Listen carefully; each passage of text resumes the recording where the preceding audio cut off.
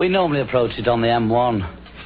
And so we come up, turn past London, and when we get to Scarborough, we feel we're there, as they say. Well, I guess I asked for it. No, we just got a very informal approach. We've got no formula at all, you know, for writing songs. We just do it as it happens. Sometimes John can write a line of a song. He can come up and say...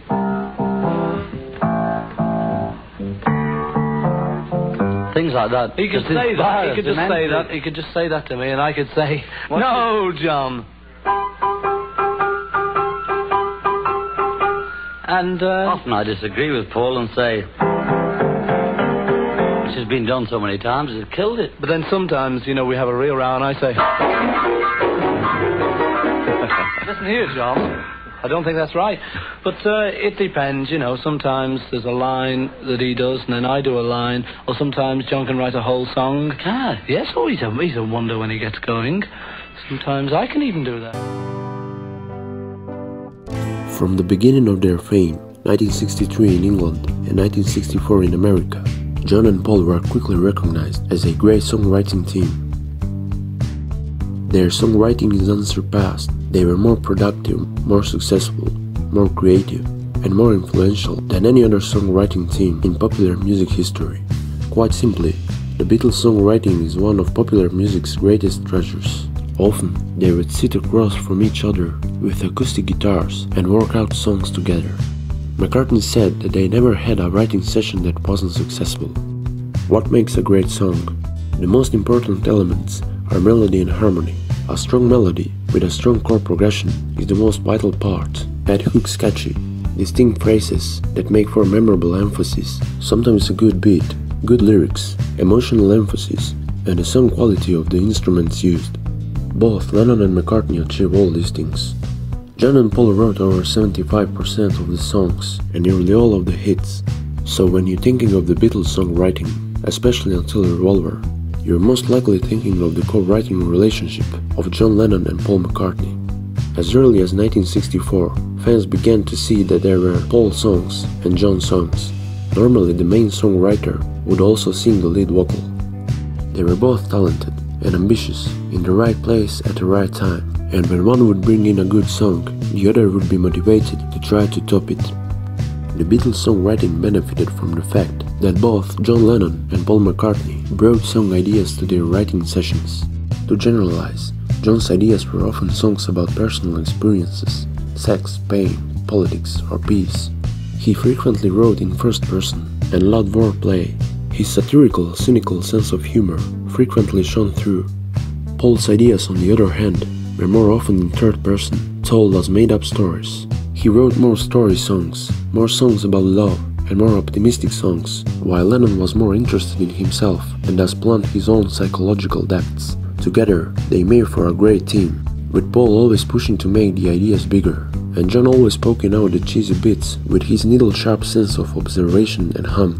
From this we get essential McCartney songs like She's Leaving Home, For No One, and Fool on the Hill, while Lennon wrote things like Norwegian Wood, Your Blues, Help, and Tomorrow Never Knows, but then of course, both could do the opposite. McCartney has some very personal songs like Let It Be and Fixing the Hole, while Lennon has songs like Being for the Benefit of Mr. Kite and Revolution, about something else. Paul wrote some of the most beautiful melodies ever, that of course would include Yesterday or For No One, Long and Winding Road, or Here, There and Everywhere, She's Leaving Home, and so on. Yet a lot of Paul's melodies were somewhat similar in his approach to writing melodies and sentimental lyrics. McCartney had more raw musical talent than Lennon. He can play several instruments, including drums. Even Lennon admitted once that McCartney was more of a melody writer, and that he was more of a groove writer. Paul McCartney usually focused more on the musical arrangement and melody when he writes songs. Lennon often wanted to finish up a song and fire it out as soon as possible. He sometimes thought of songs like a newspaper. You come up with an idea and fire it out, there in the next edition of the paper, the next day. He did just that with some of his solo projects. McCartney was often up relatively early in the morning when they were in Hamburg, and he'd be practicing on piano or guitar or whatever, while the others were still sleeping from partying the night before. So McCartney has a better sense of melody. He is a better arranger and has more discipline than Lennon. Also, Paul was recognized by the 1979 Guinness Book of World Records as the most honored composer and performer in music, and again in 2009 as the most successful songwriter, not to mention other accolades. That being said, Lennon is known for being better with lyrics. There are exceptions, of course, and McCartney also wrote and continues to write some great lyrics. Lennon seems to get more respect for some of his work because he was less concerned about cranking out hits. He had been criticizing McCartney for writing nothing but silly love songs when McCartney responded with a song by that name. Lennon added elements to their songs to raise them above mere commercial appeal. He is known for being more artistic than McCartney in that regard. He was very much into experimentation. Lennon brought out some of the cool in their music, raising it above mere commercial success. His melancholy complemented McCartney's optimism to create magic. In every subjective argument, you have to look at both sides to the coin and understand what each brings to the whole. John Lennon was the face of the Beatles. His actions, lyrics, and words were a manifestation of what the Beatles represented. But Paul McCartney was the sound of the band. He was the muse, the maestro, and the conductor which kept the band running. While Harrison and Lennon did contribute an enormous amount of sonic value to the Beatles, they were extensions to the McCartney engine, auxiliary parts if you will in massive roles. That doesn't mean Paul wrote the best songs, but McCartney was the most consistent. He was the most prolific and the most relentless when it came to new cutting-edge music. Most importantly, he was the melody maker of the band. He created the songs for fans to sing, dance, and hum to. Some may say his lyrics were trite and banal, but he was really painting a picture of life with emotion and visibility. But John wasn't afraid to put himself into every song 100%. Though extremely talented songwriter melodically, Paul often hid behind generic simple love songs, never revealing his real self. John told us all about himself. If you just listen to his music, that's what true listeners want to hear. Lennon's music was much deeper and introspective than McCartney's. There is more to contemplate, to study and analyze with Lennon's music. In terms of song quality, Lennon cannot be matched by McCartney. Strawberry Fields Forever, I'm the Walrus, In My Life, Revolution, A Day in the Life. Those songs are some of the best from the Beatles, if not the best. But Lennon's work of quality is also limited. After Sgt. Pepper's Lonely Hearts Club Band, and perhaps even before, his song contributions began to subside. He wasn't the force as he once was, and he may have been completely satisfied with it. Lennon was an artist more than a musician. He knew that, and he also knew how great McCartney was as a musician. He cleared the path for McCartney's gift to shine, but he also allowed for his bandmate to become the better songwriter.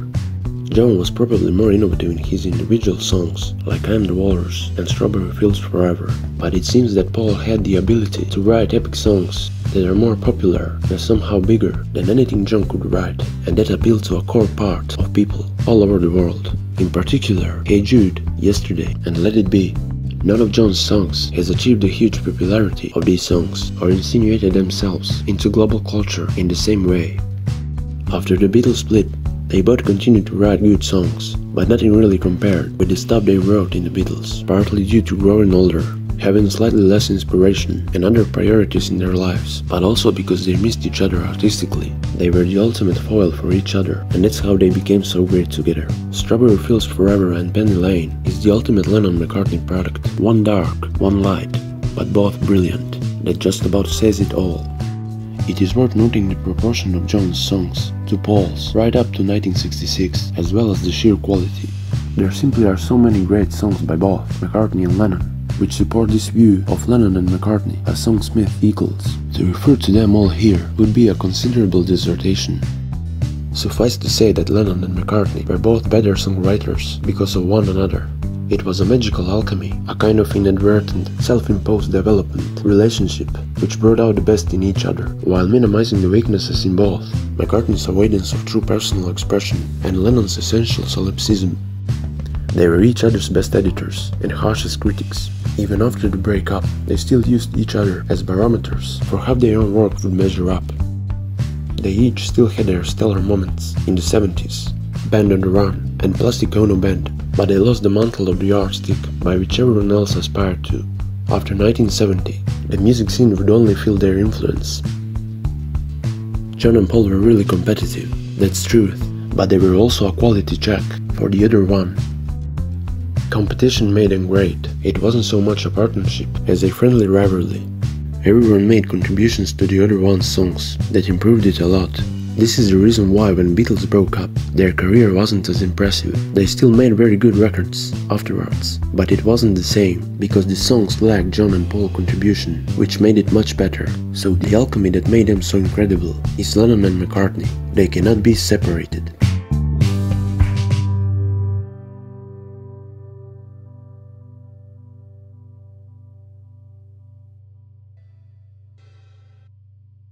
Hello.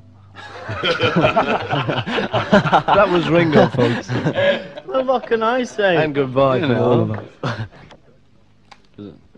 Well, this is Ringo. Everyone seems to have said everything here, so I'll just sign off by saying cheerio and best of luck from the Beatles.